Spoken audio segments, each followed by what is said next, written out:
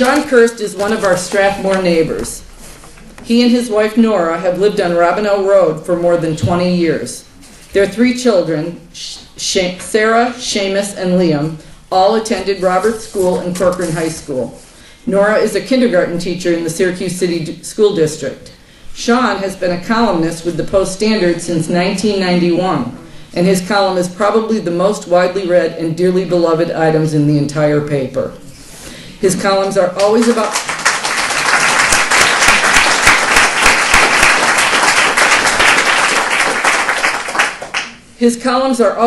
Syracuse people and their own special stories. Ordinary people leading ordinary lives, but Sean always manages to discover something truly extraordinary about them and inspires all of us a few times a week. Unfortunately, Sean just announced that he's ending his career with the Post-Standard at the end of the month, so we're all very sad about that, but we're also very excited to see what comes next. I'm sure we're all hoping it's a book we can read or a class we can take. We have been so lucky to have a writer of his stature and talent in our little city, and wherever the path leads from here, we hope it doesn't take him far from Syracuse. It is my pleasure to introduce our local treasure, Sean Kirst.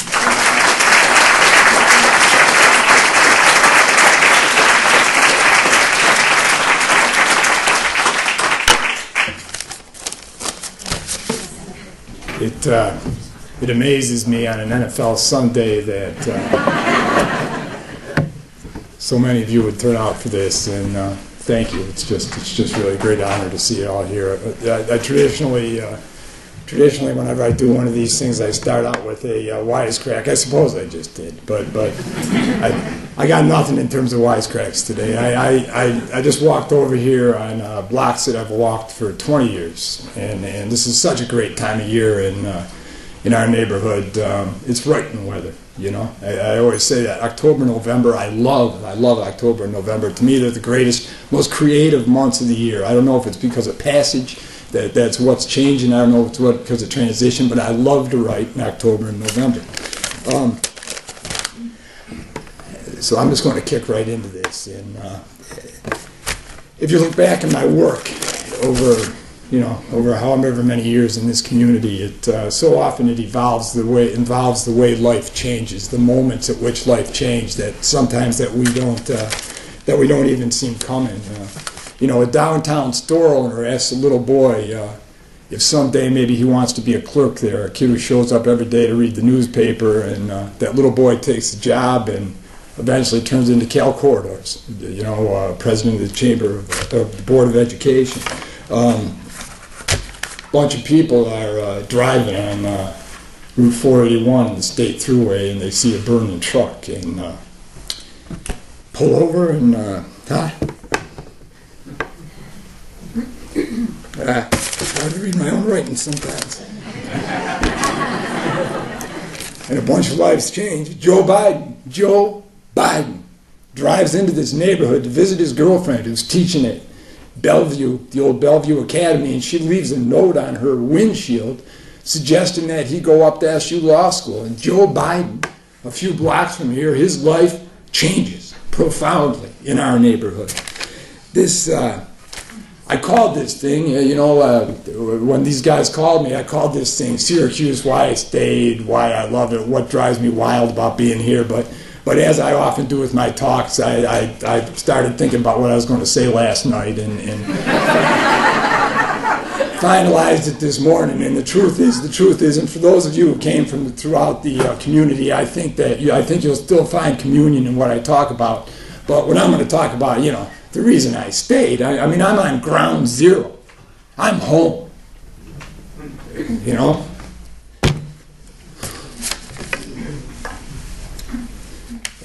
Man, I ladled this up too much. But everything that I am as a writer, everything that I've brought to the table is about being here. It's about being me long before it becomes about being a writer. And so just talking about those moments when life changes. 1992, my wife and I, Nora and I sat down and figured this out. We met at Fredonia State. We had moved 10 times in 9 years, which is or 9 times in 10 years. But But you know, as many of you as young couples did, we moved all over. So we get to Syracuse, they put us in Oswego, and then they brought me down to the city, and we lived on the east side, Fellows Avenue. We had a very cool flat over there that was bigger than the house we've got now, honest to God. But there was no sense of home there. We were nomads. We were transitional, and I had absolutely no intention of ending up in Syracuse, New York. It was nothing personal. It was just that I lived life on the go. I was moving all the time, and I just assumed there'd be another city. I'd been in Fredonia, Erie, Pennsylvania, Niagara Falls, Rochester, and Oswego. I was on a tour of struggling upstate cities. So why stop here? There's Utica, right?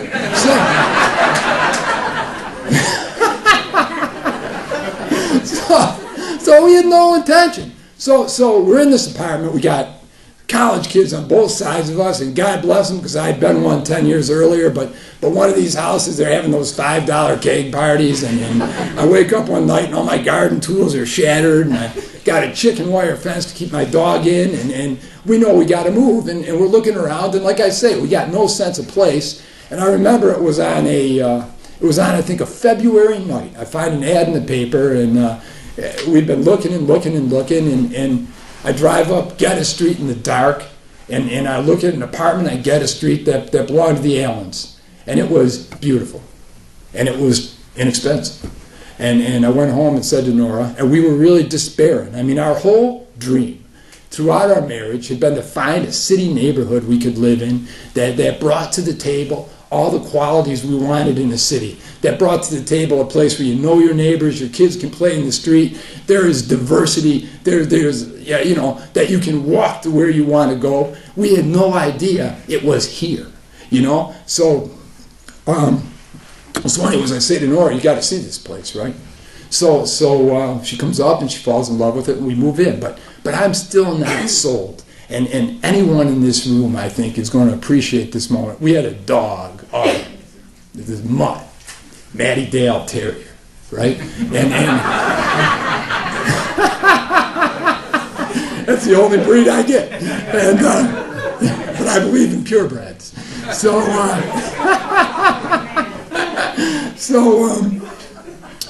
I take Autumn for a walk. First time we're at the reservoir, and we cross the street, and I start walking. Now, I have no clue, right? I have no clue. Never been up there. And I walk up, and I get up by the water, and that sweet smell, that amazingly clean, sweet smell of that reservoir. And then I keep going up to the top of the round top. And I'm like, oh my God, right? I didn't realize, and to this day, I don't think that people who don't realize, this is really the only thing about living in Syracuse that drives me wild. This is such a spectacularly beautiful city. I go to the top of that round top and I look down, and there's the view. There's the nation to the south, right? Land that hasn't left their hands in all eternity. It's never been part of the United States, those green, blue hills out there. And you can look out in that great plain toward Lake Ontario, and there's the skyline down in the Onondaga Valley. And it was so beautiful. And I thought, oh my God, where else do I want to be?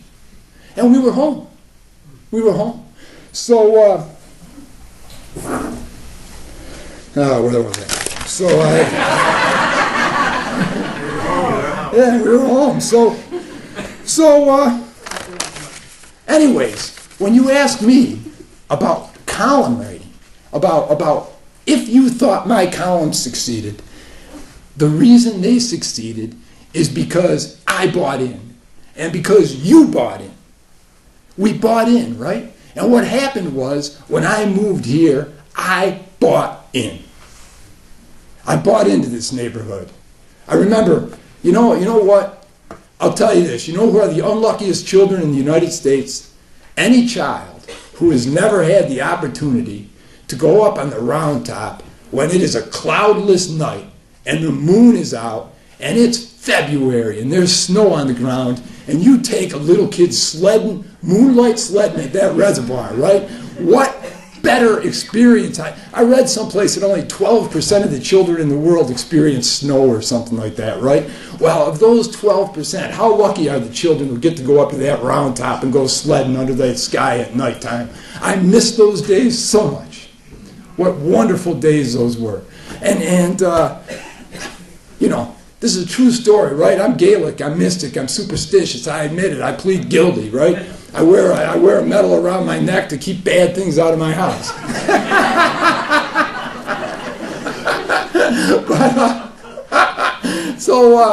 You know, we live in an apartment in Geddes, and then we move over to a house we rent at the up on the hill in Robino. Used to be J.P. Burns' house back in the 1920s. You could look out the back window and see the dome. Unbelievable, right? But we were renting. Never owned a house in my life. Never owned a house in my life. Ever. Moved a bunch of times when I was a kid, always rentals, right? Ron Mansour. Ron Mansour shows us the old Gibbons place down at the other end of Robino. We see it on kind of a gray day. It needed a lot of work that I still have not done. and I probably never will. But it needed a lot of work, right? And we see it on a gray day, and Nora and I kind of look at each other and we're thinking, this isn't probably the right house. But something about it just gets us. And this is God's honest truth. 2 or 3 days later, I get out of work and I'm driving home, and I'm distracted and I'm kind of lost in thought, and I pull up in front of it. I drive to that house. Honest to God. Einstein, right? Einstein believed that time is a set of stable moments, a million countless, endless moments that all exist together, and it's like I was drawn to those moments. I mean, that house is where, you know, everything changed for us. So anyways, that's, you know, we bought that house, and we moved in. And think of this one, too. Think of this one. In 20 years in that house, we raised 3 children. My children went to Roberts, and then went to Corcoran. They never crossed the street walking to school.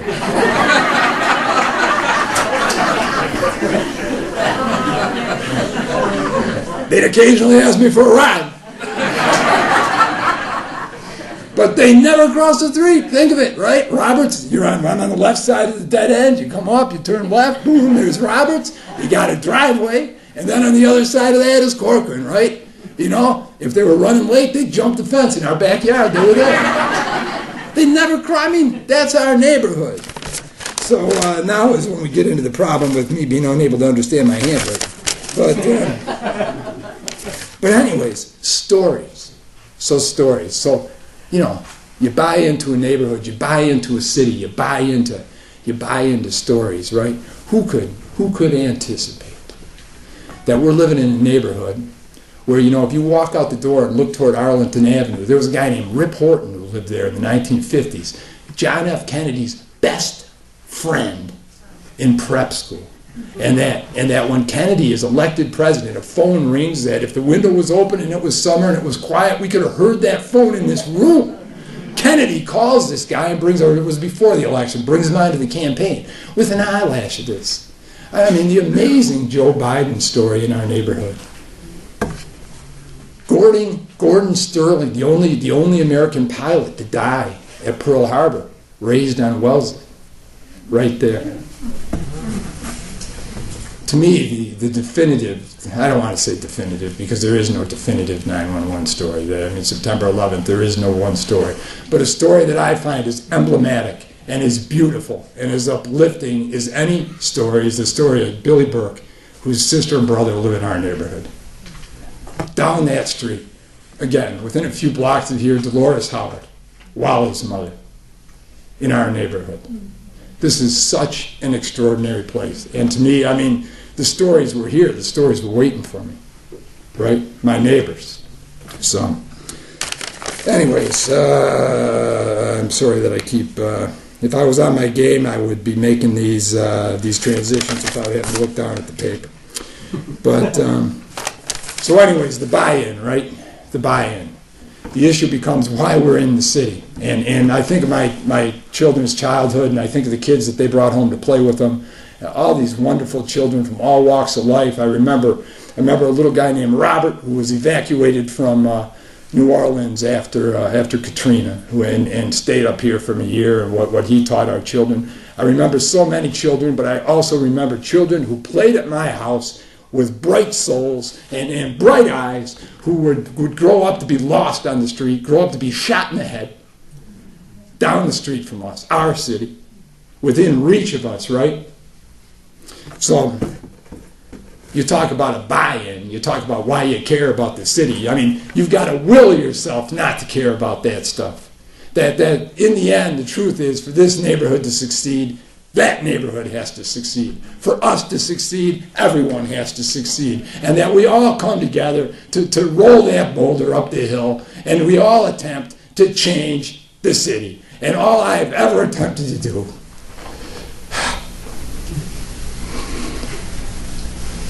was to articulate that, who we are.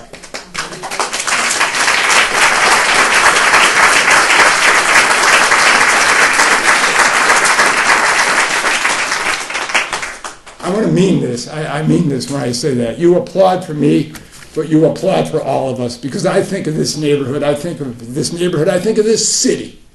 Don't allow me to sound too parochial here, because it's up and down, it's across this town. I think of the people that I know who built that reading grove at Corcoran. I think of the people who bagged trash. I think of the people who mentor children. I think of the Little League coaches who drive children home after practice and have the heart to understand that if they don't do that, that child doesn't come to practice at all. I think of every little gesture, every little motion in this neighborhood that we make collectively to change the city.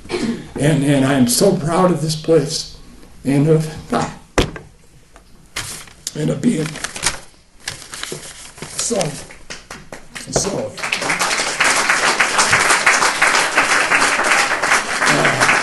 I'll get lighter in a second,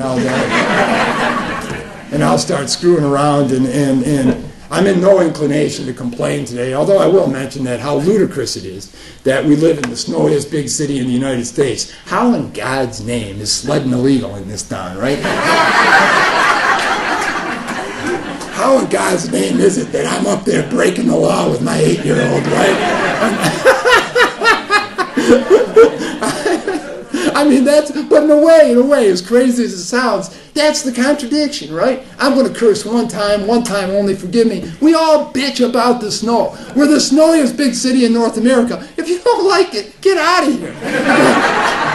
Because it's going to snow. It's going to happen. It's going to come in October, and it's going to end in May, right? So you embrace that, or you're screwed, you know? So, I mean, but yeah, anyways, that's one of my complaints. But anyways, this neighborhood. I mean, I think some of you might remember the column I wrote about meeting my wife, and how one phone call, and I'll tell this. I'm counting on you to ask me for stories, because I'll tell stories. But one phone call changed everything. That when she called me and basically said, "What do you mean you're not moving to Rochester?" Right? And that phone call was a pivot in my life. But the night I drove up and saw that apartment was such an enormous pivot in my life, because I didn't even mention this. My wife had worked for 15 years with adults with developmental disabilities, and it was an incredible experience that helped open my eyes to a million things, and you know, a noble profession. And she left that profession when we lived here to go down to Elmwood and be a teaching assistant. And after she became a teacher's assistant in Elmwood, she went back to school, got her master's, and teaches at McKinley now. And there is nothing. You talk about this neighborhood, I'll tell you something. The celebrity in our house is my wife, because if I drive in the city in the summer with that window open, I cannot tell you how many times I hear children yell, "Ms. Kirst." And on Halloween night, the greatest rush is when children come to the door and recognize her. And it's my teacher, my neighborhood, my community, my city, right? And that is just the greatest feeling. But anyways, I just want to say, you know, this neighborhood, I mean, think of this, and this is not baloney, this is not hyperbole, this is not me yanking you a chain to make a point on a Sunday afternoon when you could be doing something else. This neighborhood is where we discovered who we are. Our story. I can't tell a story without knowing my story. This neighborhood is the neighborhood that has shaped and framed my children. So for you to ask me to come here and address you, all I can do is say thanks to all of you for what this last 2 decades of my life has meant to me. Thank you for being part of it. And as far as I'm concerned, we are the most fortunate, lucky family in Syracuse. Thank you.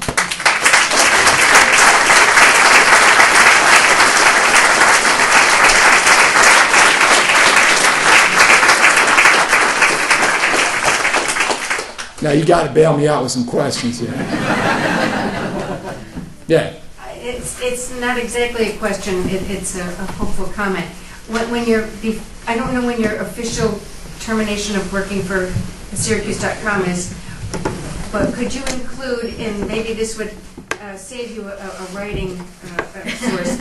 I would love for you to repeat the column about hanging clothes out to dry. I love that column, and I hang it out all. So if you're looking for inspiration, go back and repeat that column. I think I reposted that column at some point too. If you email me, I can dig it up. But that yeah, that still is like, sleeping with the wind, right? Your kids, when they sleep with that laundry, they're sleeping with the wind. Absolutely.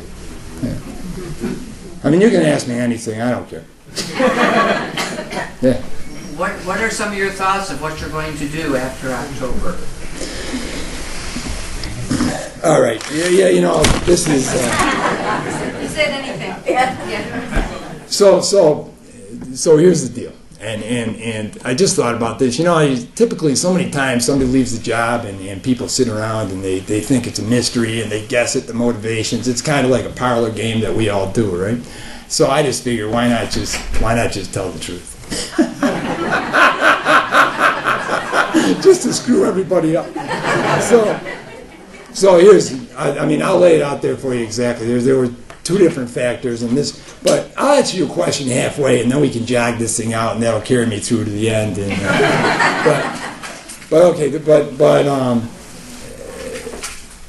I'm going to go into this backwards a little bit. My father had a massive heart attack when he was 52. Was dead by the time he was 70. My mother was dead at 65.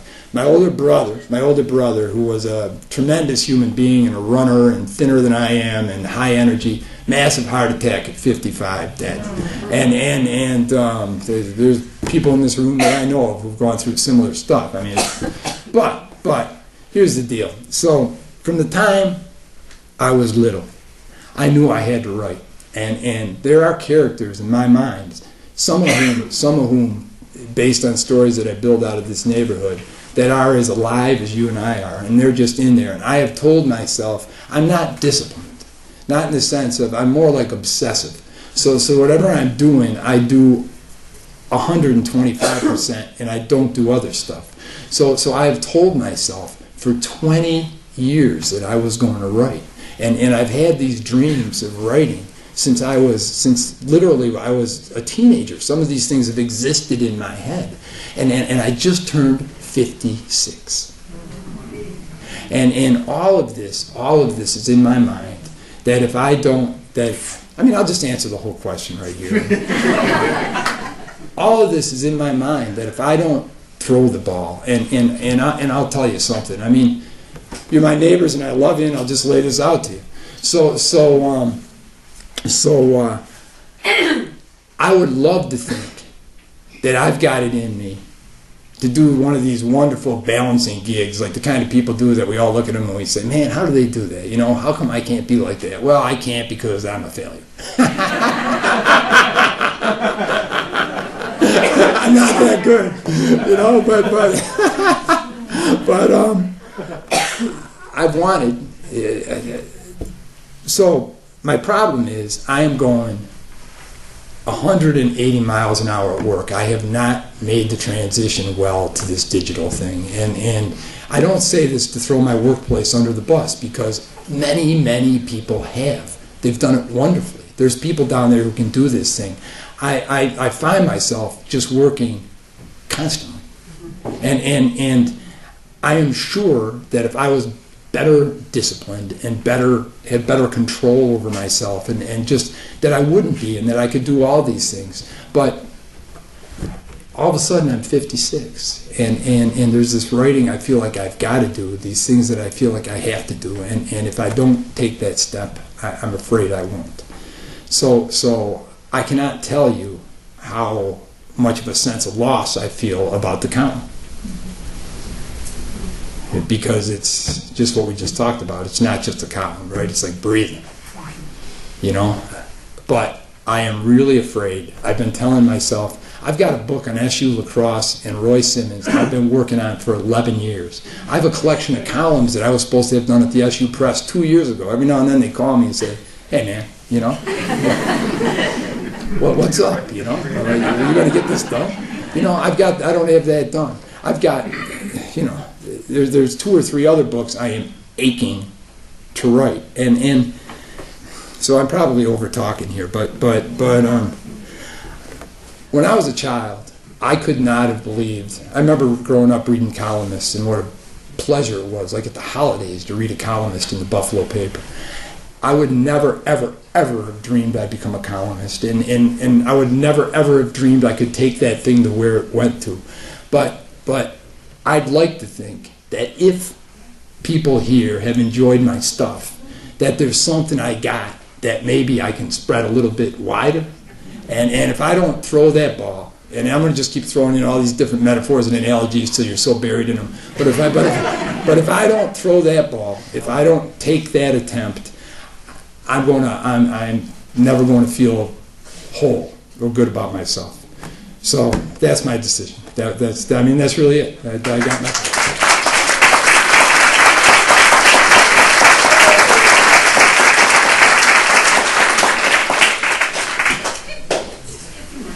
How much did the transition of the newspaper from a newspaper to whatever format you want to call it now, it certainly isn't a newspaper, how much has that affected your decision as now to get out? I would be. I'm going to keep it to what I said. I mean, I really mean that. There's been a transition in terms of what I mean, I'm still a columnist. I still have write 3 columns a week, but it's a different thing, and I have not been as efficient at it and as good at it as I'd like to think, and just in a bunch of different ways, and I just it's almost. I mean, I honestly haven't felt like I'm well. And you know what? This is like, I want to talk to you the way I would if I saw you in a Wegmans, you know? because I don't want this to get critical. I want the paper to succeed. There are people at that newspaper who are so phenomenally, wonderfully talented that I've learned from, editors and reporters, and I do not want this to turn into like you know, that I'm bashing the newspaper in a digital age. It's a difficult time for everybody,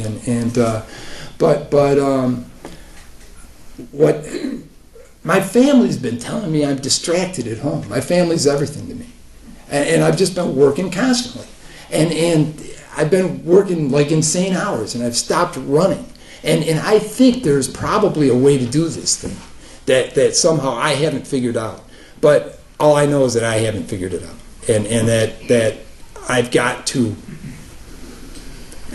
be the columnist you expect me to be. I've got to go back to being me, and I think right now to be me, I got to make this decision.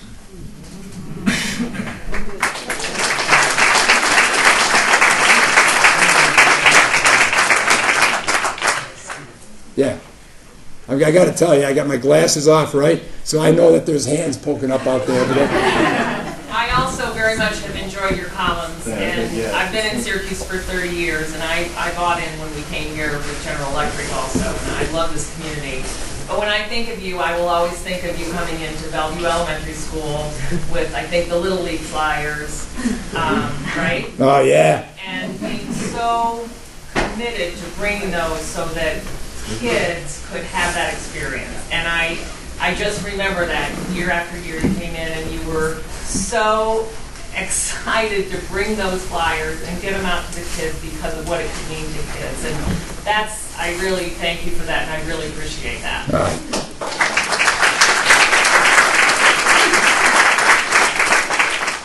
That was my work. That's that, right? And I think of the kids who came out of Bellevue, Lumen, kids like that, these wonderful children who came out of Bellevue. Our league would have been diminished without those kids. So, yeah, and I'll get to you in a second, but again, without going into details, when you think about the stakes that we're playing in this neighborhood, the stakes that we're playing for in this neighborhood, I just think of when Jim Gifford died in Elmwood, right down the street, 5-minute walk from here, right? 5-minute walk from here. When Jim Gifford died, I recognized him. I didn't know him, but he used to stand out the corner all the time in that Hawaiian shirt. I'd see him all the time when I went by. I used to wonder who he was. He's just such a kind of guy. He's actually the kind of guy that at some point I would have written about, But I saw him, and he was killed by a kid from our Little League. Kid we knew, kid I signed up, right? Knew the story on both sides, So it's, that's who we are. That's what we got going. That's what we're after. That's what we're trying to change. That's what I think all of us believe in. So, anyway, yeah. I'm a freelance journalist, so I was just wondering if you have any advice on telling a good story.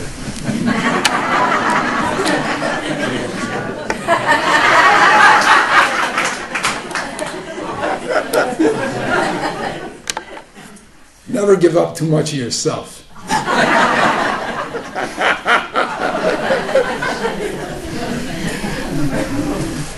Yeah, I see a hand. I wanted to throw something out there just for a comment, because some of the things you said, you were like reading the story of my life. I'm from the East Side, and I have the same connection to the East Side that you have to this neighborhood. I grew up there. I grew up not far from Fellows Ave, as a matter of fact. Yeah. Grew up over on Buckingham. I still live on the East Side. But my best friend came from Elmwood. This neighborhood was a place we went to when I was a kid. It was kind of an excursion. Mom and Dad would go us in the Buick and take us up to look at the gazebo. So it was we had some sort of a connection with it. But the point I was making is simply this: that we all buy into this city because we love it, and whether you're up in this neighborhood or you're on the East Side or you're in the Valley or whatever, everybody's got that connection, and that's what I think makes this city so great, is that we all have these wonderful connections to these incredible neighborhoods that we have here. So it's just great to hear you echoing it, and I wish you all the best of luck in the future. Thank you. I got to tell you one thing you'll appreciate. So I'm not long ago. So we'll go over to Wegmans on the East Side. On the East Side, we'll go over to Wegmans and get an omelet sometimes on Sunday morning, right? And I'm over there one day eating my omelet with my wife, and a guy looks at the table and says, "What are you doing here? I thought you were a West Sider."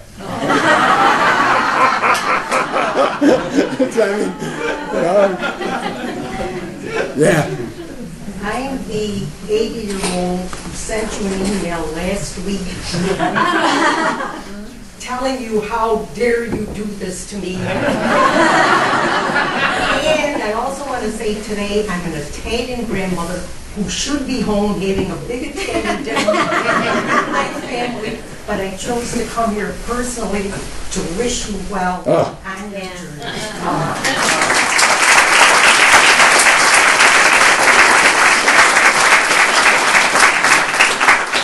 When you started, I was going to say, I'm glad I got 100 people between us.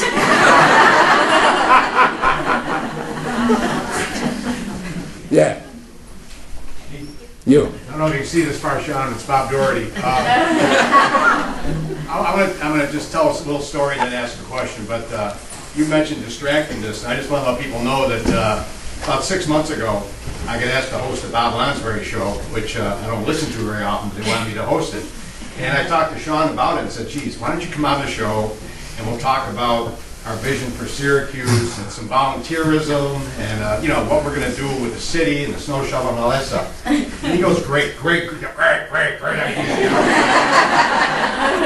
So now it's 3 o'clock and I've never been on the radio before and I'm here and I'm, trying to, the buttons and all this kind of stuff. Meanwhile, no Sean Kirst. And now it's like, so I told my entire life story, and now it's 3:15. And we got a commercial and blah, blah, blah, and I text him, and I go, Sean, where are you? And he goes, oh, is today the day? I'm at the newspaper, and I'm doing a column, so.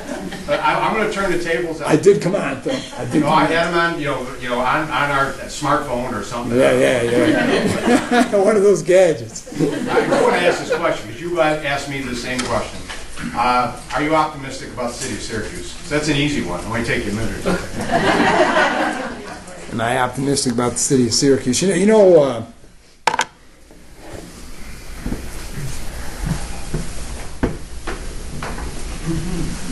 No. My wheels are turning. I have feared lately. I feared that I've gotten a little bit tired. That I haven't been carrying my water the way I should be, because I find that the time you are most optimistic about the city is when you're doing something. When you're shoveling snow, when you're bagging trash, when you're working with a kid, when you're coaching baseball. When you're with those children, when you go down in those corners and you realize, tell you a great story about my wife. Remember this story. Remember this story the next time somebody's driving down the street and sees children on the corner and wraps those children into a bundle without giving them a chance. I can't remember where the heck we were one day, but we're driving down, it was on the south side, I don't remember exactly where. But we're driving, and my wife says, "Wait a minute, stop! That's the kid's name was Brian. That's Brian." And I'm like, I look over at the corner, and there's like a bunch of serious players standing on the corner. And she says, "Let me out!" And she goes wading in, and that kid embraces her, and all those kids were glad to see her, and it was like. There were no kids on the corner. It was just young men greeting my wife, right? And that to me is optimism, and that's truth. That's truth. As much as I got no rose-colored glasses on. I know what's going on. We all know what's going on, right?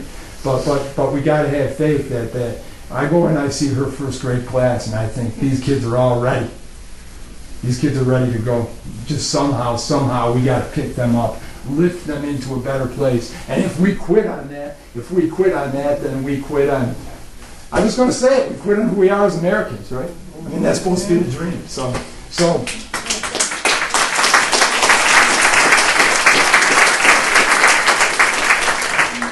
I can't help it, brother. I'm always optimistic. Sean, yeah. No, I'm sorry.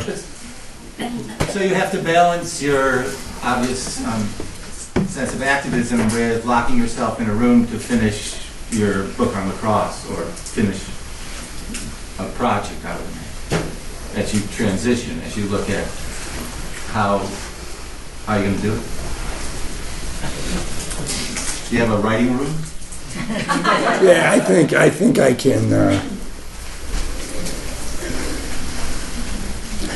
And some of the books I'm working on, I hope I'm swinging a little higher, But do you have a publisher for the? No, hell no. I got no publisher. I will email you a good buddy.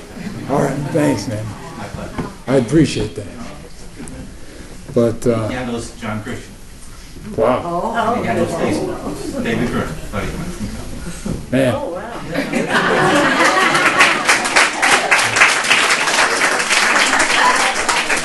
It's Ask Kirst at Syracuse.com. I'll leave it at my sister Janet, right down the back door. You got it. Thank you. My pleasure. Sean, Nats or Cubs? Nats. I gotta go. Well, yeah, but you know.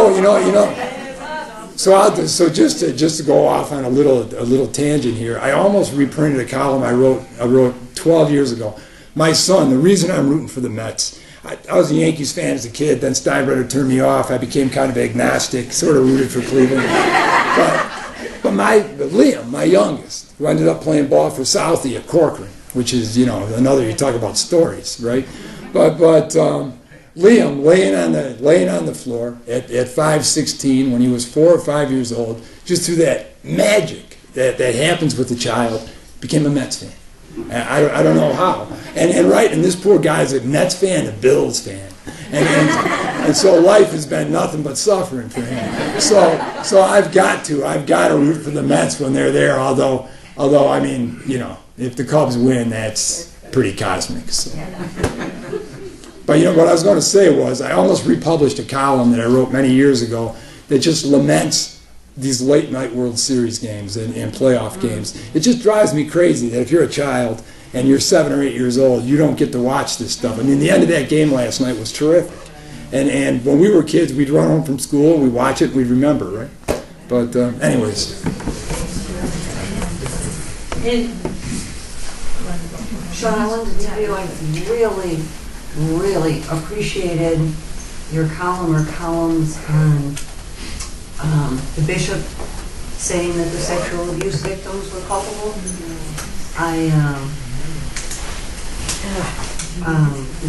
Really touched me. Thank you. To me, it was just a matter of like letting some of those victims speak, I'll leave it at that. But I'm glad you thought it worked. You know? Yeah. Who are your favorite authors? Because I read your stories, and I used to read, is it Studs? Turco. And some of your articles remind me of some of his articles when he wrote about, I mean, I remember you writing about the kids' baseball jackets with the little... The badges. I still remember that because my kids were doing that. And then when you wrote about Buffalo, or when I think it was, and that your stories remind me of his work. Yeah, you know the Studs Turkle book that had a huge impact on me was The Good War? You remember that war? Oh my God, it was a book, it was just a collection. He just went out, this was in like, I want to say the early 80s, and interviewed hundreds of people who'd survived World War II. And just their stories, it was magnificent. But yeah, you know, I'll tell you my great, and I'll just turn this around. There's a lot of different people. I always talk to my kids about Hemingway in the sense of, the reason I talk to my kids about Hemingway isn't because, you know, I mean, you can debate who he was and all that stuff, but his economy of words. Yes. The idea that short sentences, simple language for complicated thoughts, right? But I was reading Dos Passos when I was at Fredonia State. I'm living in a rental house in Dunkirk, New York, down the street from Fredonia State. I have no aspiration that I'm going any place within like a 2-mile radius of that college.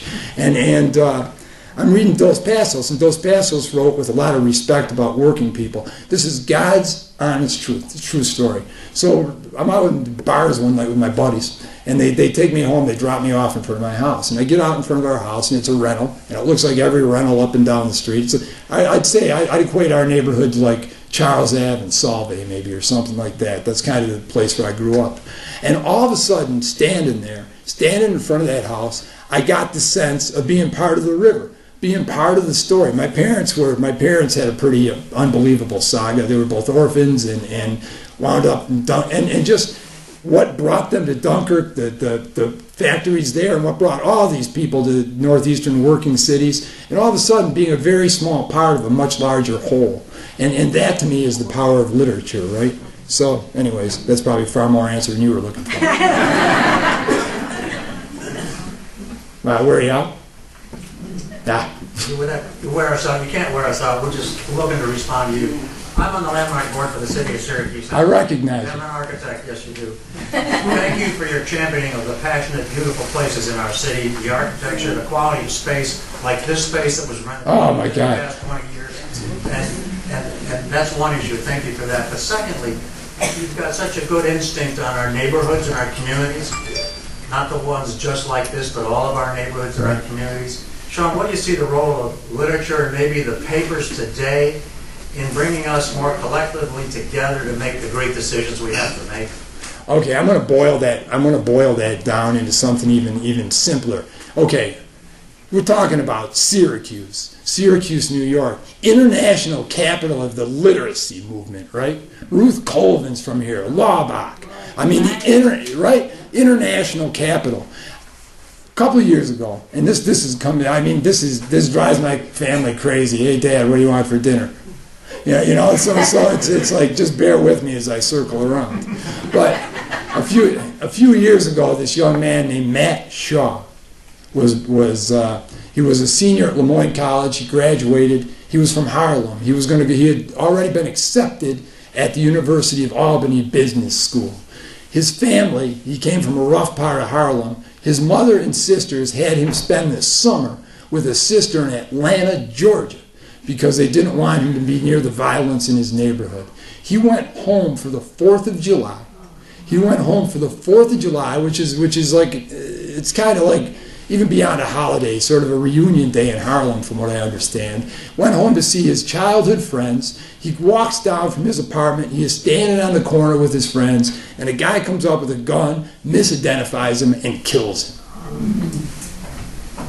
So I do a story on him. They honor him at Lemoyne, and I wrote a story about him. And a couple people said to me, I don't know if you want to talk to his mother. Her name was Paula. She's hurting really badly, as you can imagine. And so I'm talking to his sister, when I'm working on this story, and she talks about her brother, and she says, you should talk to my mother. I said, well, your mother, she says, my mother, okay. Then she goes and gets her and puts her on the phone. And this was this extraordinary woman who, when the kids were little, used to pack up lunches, and they'd go down under the elevated tracks and bring dinners to homeless people, just to make the point to the children about, no matter how little you have, you always have more than someone else. And she's talking about the guy who killed her son. And she says, you know what the problem is? She said, children are discarded so young. They're thrown to the streets. They have no ability to put words to what they're feeling. They have no ability to find language to express their emotions, and in the end, angry and hurt, the only language they know is violence. So you asked me about the power of literacy in the city of Syracuse, and I really believe that if we can get to these children who are being raised in chaos and give them the ability, I always talk about it as a tap, a spigot. Right? The gift I had as a child was that I got to dig that spigot into my gut and write down and subject you to what I'm feeling, right? You know, and that's what every child needs, is just the ability to eloquently express themselves. I really believe that I know one person in the literacy field who said it's the silver bullet. That it might be the silver bullet with the violence, to just allow expression. So that's I don't know, somehow that answers the question.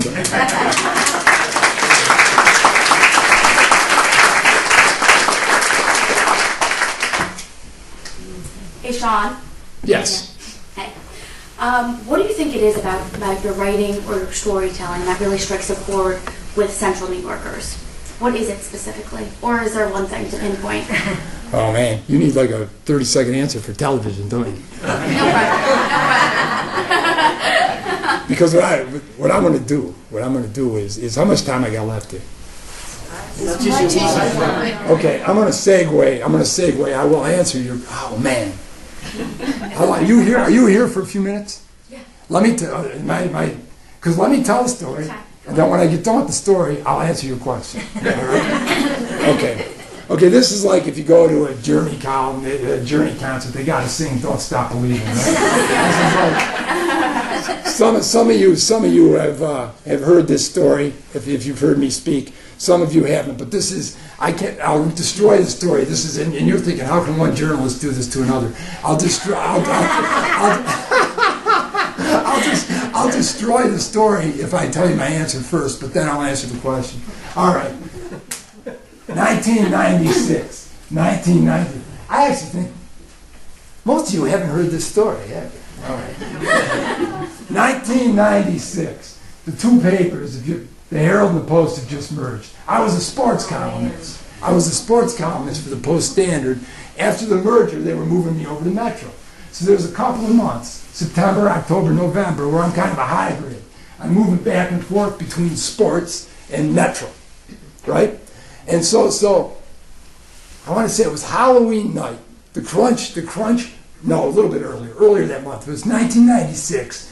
Clinton is running against Bob Dole for president. And the Syracuse Crunch decide that they're going to bring in Roger Clinton to sing the national anthem.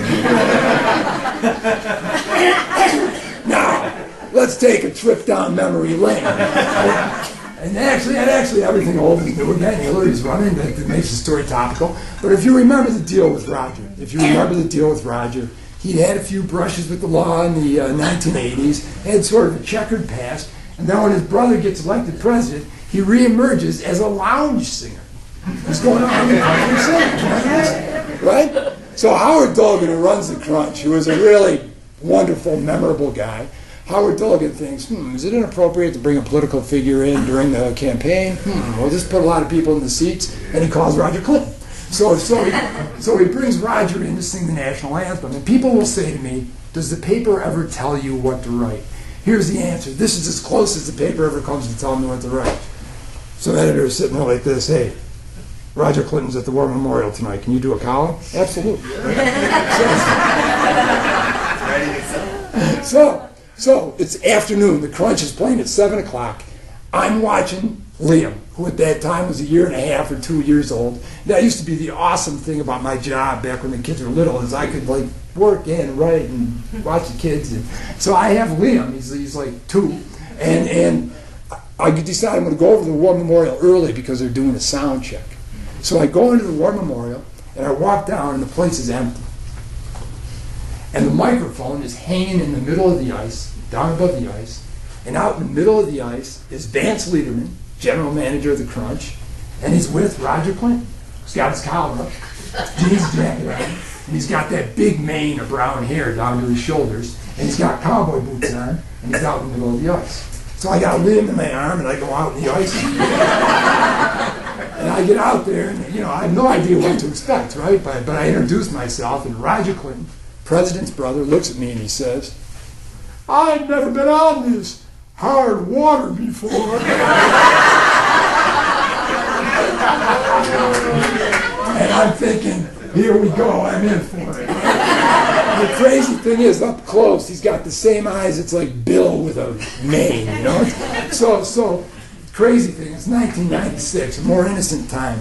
No Secret Service, for whatever reason, right? And so Roger and I walk downtown, and I'll never forget walking with him, and he's opening the door for people like you, Thelma. He's opening the door for senior citizens and great retired educators. And we go to the Hotel Syracuse, which for so many years when I told this story, I tipped my hat. What a rush it is that place is coming back, huh? Hotel Syracuse. And we go to the Hotel Syracuse, and he walks across the lobby, and he gets in the elevator and goes up to his room. And we go into his hotel room. Roger Clinton, the president's brother, sets up an ironing board in front of this big window. It's kind of like that window, kind of this big window. And he goes into a closet, and he gets on a white shirt and a pair of pants, and he drops his drawers, steps out of his pants, and he's in his underwear, and he walks over to the ironing board, right? So I'm on the couch, and I got my 2-year-old son. The wonderful thing about 2-year-olds when you're in a hotel room is they got those plastic cups and the cellophane wrappers. So I take 3 or 4 of those, I throw them on the floor, I say, there you go, Liam. I wish I could still make him that happy. But he gets down on the floor and he's playing with the cups. And so there it is. All of a sudden, here I am. I'm in the room with the president's brother, and he's in his underwear. And he stands at the ironing board and he says, what are you questioning? So I got to tell you, it is like my thoughts are a little bit with the Bills right now. I'm worried about them, but I'm like a quarterback who's just getting hammered by the blitz, because every question I ask, I just mix up my metaphors here again. Every question, he's like at the net just going bang, right? He's answering it and talking forever and telling me nothing. And I can feel this interview going south really fast, and it's going to be a terrible story. So I'm sitting on the edge of the bed. President's brother's in his underwear. My kid's on the floor playing with plastic cups. And I decide it's time to throw the Hail Mary, the worst, awfulest question that you can ask somebody when you're under the gun at Roger, what's your favorite story about your childhood, right? The worst, right? You know, it's like, I'm surprised he didn't just put the iron down and throw me out, right? But instead, Roger Clinton, president's brother, puts the iron down on the ironing board, looks over at me and he says, Leighton, eat it. Now, why would Roger Clinton, the president's brother, say eat? You got to go back to the Clinton family story. And I think I've got this basically right. Bill's father dies. Bill is the older brother. Bill's father dies when he is small, young child. Mom remarries. Roger's father. Roger's father is not a nice guy. They eventually kick him out. But there's a big divide between the two brothers. And they're raised by a single mom. Right? So, when we look back in our childhood, what is the one moment you always think of as community or fraternity? Dinner. And they barely ever ate dinner. Very rarely. So when he says eating, what he's talking about, man, I love telling this story to this group because, I mean, I hate to say this, you're all with me on this, wait over. So when he says eating, he's talking about eating dinner, the rare times when the three of them would sit at a kitchen table together, right? But this is what happens to me, and this is how I operate. I'm sitting on that bed, kid on the floor, and all of a sudden a vision comes into my head. Bang! I've never seen their kitchen, but I've seen their kitchen. I know that kitchen. It's got a linoleum floor. It's got a round refrigerator in the corner, green or yellow. It's got Formica chairs. It's got, you know the table. What do you call those tables? But you know those. Yes. You know the kitchen. We've all been there. It's 1959 or 1961, and you know the kitchen, right? And I can see it. And because I see that kitchen, I think of something else. I think of this, that when I was a kid, my mother had this big black skillet.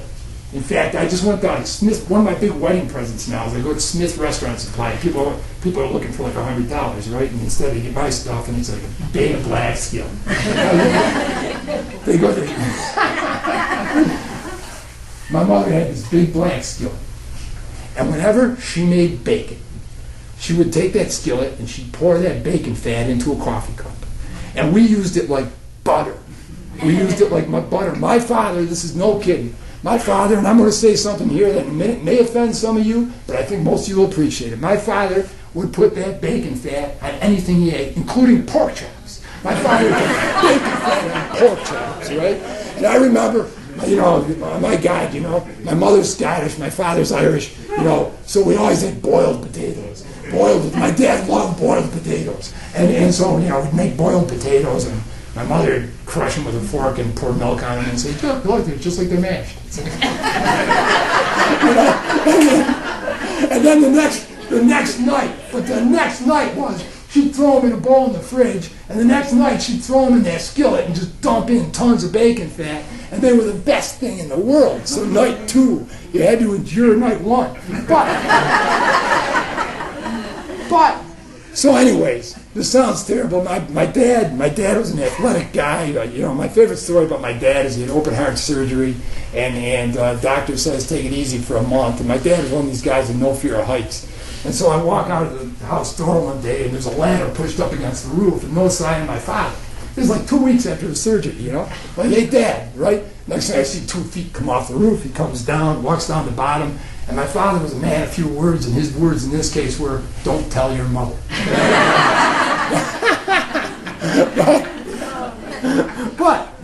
So anyways, I've always had this vision. My poor father finally died of a heart attack, right? Heart failure. And then when he died, his heart exploded, and there was bacon fat all over it. But anyways, all of this, bringing it around, all of this comes to my mind as I'm sitting in this couch in the Hotel Syracuse with the president's brother in his underwear at the ironing board. So I say to him, by the way, this is a true story, which I always need to throw in there, which means that you can't trust anything else I say. But it's a true story. So I say, so I'm sitting there and I say, Roger, Roger, I got to ask you, when you were a kid, did your mother keep a coffee cup of bacon fat in her refrigerator? And Roger Clinton, President's brother, stops at that iron board, puts down the iron, looks at me and says, "Wasn't a coffee cup. It was a coffee can." And it's like all of a sudden the sun comes up. And Roger Clinton, who was telling me nothing but baloney for an hour, all of a sudden is speaking from his heart about cholesterol Nazis and his mother's sweet rolls and how much his mother means to him. And somehow, from that moment, he is telling me that Hillary is calling him 3 nights before that at 1 in the morning to tell him how proud she is of him for staying clean. Right? And there it is. And then all of a sudden, and I can remember this as vividly as anything else, he's spilling his guts to me, and all of a sudden it's just like, he stops and it's like, I'm here with a stranger in my underwear. And then, we bid a courteous farewell, and I treated him really respectfully in my column, because it was like he trusted me, right? He'd given me something beautiful. But this is the answer to your question. When I interview somebody, I am always looking for their cup of bacon fat. And then when I write the column, I'm looking for your cup of bacon fat, always. And if a column succeeds, it's because I found it.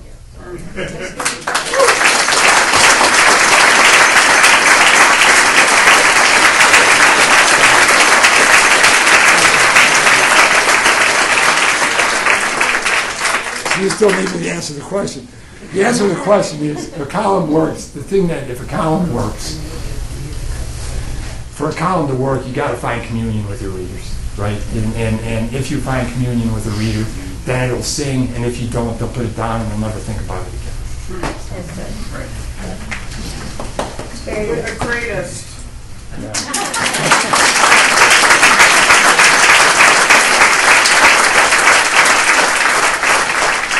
All right, things that drive me wild. I want a promise made right now. This is, for anyone in this room who doesn't know this, this is Thelma Bonzik, musician, wife of a war hero from World War II, whose husband just passed, terrific piano player, inner city teacher, member of the first graduating class at Roberts, and she's never been invited back to see the kids there. Someone in this room, fix this. I mean, she's more alive than the rest of us, you know?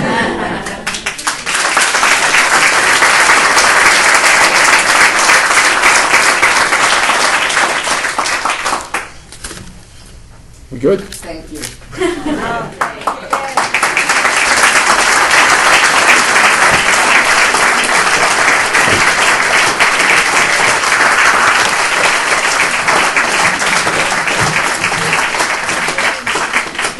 Stick around after I do this, because we have a little something we want you to see. But I just want to thank Sean for sharing all of his wonderful stories with us through all the years and today at the Firebarn. We wish you a world of well as you pursue your new challenges, and we all can't wait to read the book. And we'll all buy it, and not from Amazon.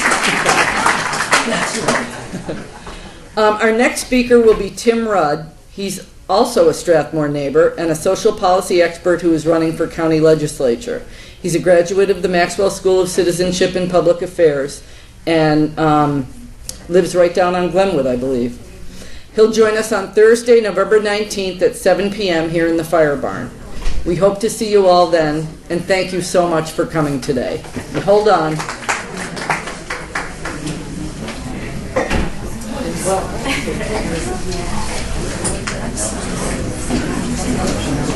I guess it's up to me. I thought someone else was going to present this, but this is a gift from us, from the whole neighborhood, from the Strathmore lecture series, from the Greater Strathmore Neighborhood Association, all of us, for Sean, to thank him for his many, many years of service and all of the wonderful things he all the wonderful gifts he gave us through the years, through his writing. It's actually a picture of, it's by, how old is Vince Miller. Would you stand up, Mr. Miller? Oh, he's wonderful. Vincent Miller is a photographer, and he's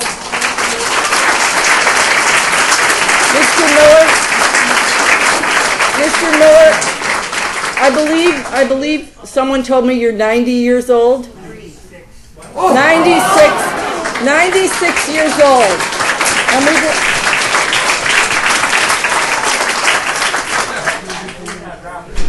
he's another neighborhood treasure. He lives on Roberts Avenue. Another story, Sean, you should... Oh my gosh, great story.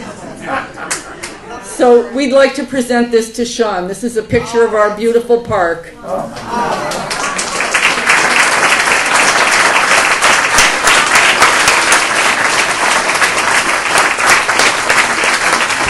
Thanks again, everybody.